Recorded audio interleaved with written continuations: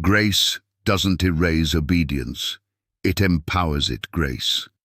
One of the most beautiful words in all of Scripture, the unearned, undeserved favor of God. But in today's world, grace has been weaponized, not against sin, but against obedience. It's been twisted from a lifeline into a loophole.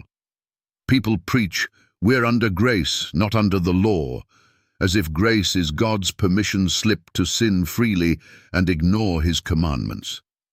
Let's ask the question no one in most churches dares to. Did Jesus die to free you from sin or to free you from obedience? Because if grace means obedience no longer matters, then what exactly did Jesus save you from? Romans 6:1-2 exposes the lie with a sharp rebuke. Shall we continue in sin that grace may abound? God forbid. Paul wasn't confused. He knew what many have forgotten. Grace is not the enemy of the law. Grace is what enables you to keep it. Obedience was never meant to save you, but salvation was never meant to eliminate obedience. Let that sink in.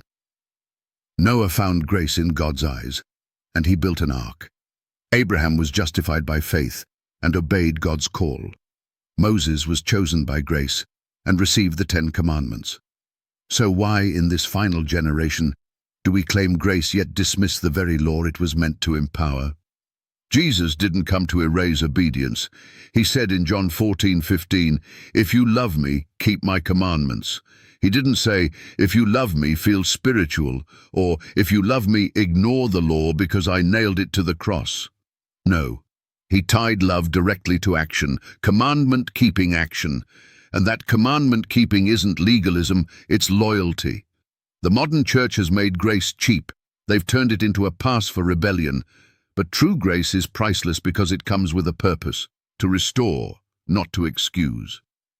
Titus 2:11-12 declares, "The grace of God that brings salvation has appeared to all men, teaching us that, denying ungodliness and worldly lusts, we should live soberly, righteously, and godly in this present world." Grace teaches obedience. But today's preachers say grace cancels it. Who are you going to believe, Scripture or sermons? Grace doesn't tell you to abandon God's law. It gives you the strength to fulfill it, not to be saved by it, but to live like someone who is saved. Because obedience isn't a burden. It's the fruit of a changed heart. Ezekiel 36:26-27 says, "A new heart also will I give you, and I will put my spirit within you, and cause you to walk in my statutes, and keep my judgments, and do them." Did you catch that? The Spirit doesn't free you from obedience. He empowers you to obey. That's the difference between counterfeit grace and the real thing. Counterfeit grace says, "I'm forgiven, so sin doesn't matter." Real grace says, "I'm forgiven, so I'll never go back." Counterfeit grace erases the law. Real grace writes it on your heart. That's the grace Jesus offered.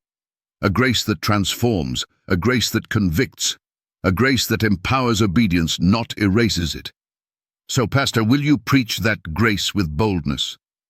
Imam, will you recognize that God's mercy never removed his moral law? Priest, will you stand with Scripture over tradition? And skeptic, will you keep rejecting the very power that was designed to set you free? Grace was never a license to sin. It was your call to walk in victory. Grace doesn't lower the standard.